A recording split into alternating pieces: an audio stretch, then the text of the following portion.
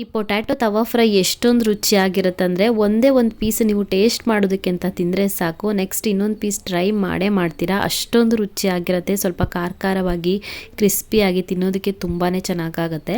ಎಲ್ರಿಗೂ ನಮಸ್ಕಾರ. ಇವತ್ತಿನ ವಿಡಿಯೋದಲ್ಲಿ ತುಂಬಾ ರುಚಿಯಾಗಿರುವಂಥ ಸ್ಪೈಸಿ ಆಗಿರುವಂಥ ಪೊಟ್ಯಾಟೊ ತವಾ ಫ್ರೈನ ಯಾವ ಥರ ಮಾಡೋದಂತ ತೋರಿಸ್ತಾ ಇದ್ದೀನಿ.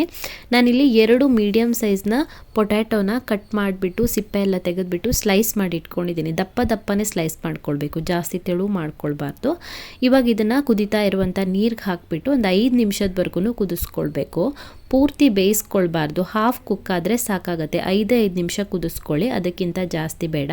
5 ನಿಮಿಷ ಕುದಿಸ್ಕೊಂಡ ನಂತರ ಪೊಟ್ಯಾಟೊ ಪೀಸ್ಗಳನ್ನು ನೀರಿಂದ ತೆಗೆದಿಟ್ಕೊಳ್ಳಿ. ಇವಾಗ ಒಂದು ಪ್ಲೇಟ್ಗೆ 1.5 ಟೇಬಲ್ ಸ್ಪೂನ್ ಆಗೋಷ್ಟು ಖಾರದ ಪುಡಿ ಹಾಕ್ಕೊಳ್ತಾ ಇದ್ದೀನಿ. ಖಾರ ಇಷ್ಟಪಡೋರು ಅಚ್ಚ ಖಾರದ ಪುಡಿ ಹಾಕ್ಕೊಳ್ಳಿ, ಇಲ್ಲಾಂದರೆ ಕಾಶ್ಮೀರಿ ಚಿಲ್ಲಿ ಪೌಡರ್ ಹಾಕ್ಕೊಳ್ಳಿ. ಅರ್ಧ ಚಮಚ ಆಗೋಷ್ಟು ಧನಿಯಾ ಪುಡಿನ ಹಾಕ್ಕೊಳ್ಬೇಕು.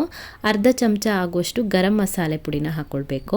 1/4 ಚಮಚ ಆಗೋಷ್ಟು ಅರಿಶಿಣದ ಪುಡಿನ ಹಾಕ್ಕೊಳ್ಬೇಕು. ಮತ್ತು 1/4 ಚಮಚ ಆಗೋಷ್ಟು ಜೀರಿಗೆ ಪುಡಿನ ಹಾಕ್ಕೊಳ್ಬೇಕು. ಹಾಗೆಯೇ 1/4 ಚಮಚ ಆಗೋಷ್ಟು ಶುಂಠಿ ಬೆಳ್ಳುಳ್ಳಿ ಪೇಸ್ಟನ್ನ ಹಾಕ್ಕೊಳ್ಬೇಕು.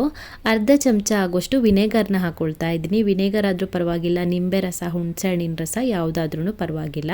ಹಾಗೆಯೇ 1 ಟೇಬಲ್ ಸ್ಪೂನ್ ಆಗೋಷ್ಟು ಕಡಲೆ ಹಿಟ್ಟನ್ನು ಹಾಕ್ಕೊಳ್ತಾ ಇದ್ದೀನಿ.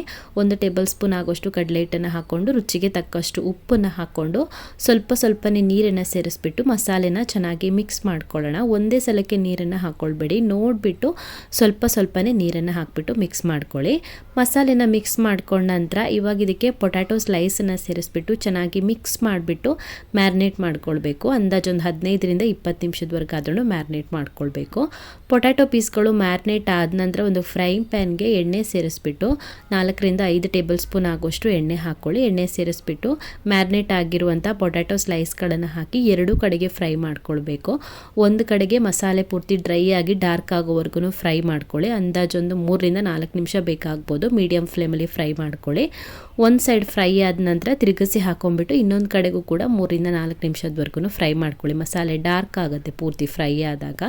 ಸೊ 2 ಕಡೆಗೆ ಚೆನ್ನಾಗಿ ಫ್ರೈ ಆಗಿದೆ ನೋಡಿ, ರಿಮೂವ್ ಮಾಡ್ಕೊಳ್ತಾ ಇದ್ದೀನಿ ತವಾಯಿಂದ. ರುಚಿಯಂತೂ ತುಂಬಾ ಚೆನ್ನಾಗಿರುತ್ತೆ, ಖಾರವಾಗಿ ತುಂಬಾ ಟೇಸ್ಟಿಯಾಗಿ ಬರುತ್ತೆ. ಊಟದ ಜೊತೆ ಸೈಡ್ ಡಿಶ್ ಆಗಿನೂ ಚೆನ್ನಾಗಿರುತ್ತೆ, ಅಥವಾ ಹಾಗೆ ತಿನ್ನೋದಕ್ಕೂ ಕೂಡ ಚೆನ್ನಾಗಿರುತ್ತೆ. ಸೊ ಒಂದ್ಸಲ ಮಿಸ್ ಮಾಡದೆ ಟ್ರೈ ಮಾಡಿ. ತುಂಬಾ ಈಸಿ ಆಗಿರುವಂಥ ರೆಸಿಪಿ. ನೀವು ಪೊಟ್ಯಾಟೊ ಫ್ರೈನ ಟ್ರೈ ಮಾಡಿರ್ತೀರ, ಒಂದ್ಸಲ ಈ ಥರ ಹಾಫ್ ಕುಕ್ ಮಾಡ್ಕೊಂಡ್ಬಿಟ್ಟು ನಂತರ ಫ್ರೈ ಮಾಡಿ ನೋಡಿ, ತುಂಬಾ ರುಚಿಯಾಗಿರುತ್ತೆ. ಸೊ ಈ ವಿಡಿಯೋ ನಿಮಗೆ ಇಷ್ಟ ಆಗಿದ್ದರೆ ವಿಡಿಯೋಗೊಂದು ಲೈಕ್ ಕೊಡಿ, ಕಮೆಂಟಲ್ಲಿ ಹೇಗಿದೆ ಅಂತ ತಿಳಿಸಿ. ಇನ್ನು ಹೆಚ್ಚಿನ ವಿಡಿಯೋಗಳಿಗೆ ನನ್ನ ಯೂಟ್ಯೂಬ್ ಚಾನಲನ್ನು ಸಬ್ಸ್ಕ್ರೈಬ್ ಮಾಡ್ಕೊಳ್ಳೋದನ್ನು ಮರಿಬೇಡಿ.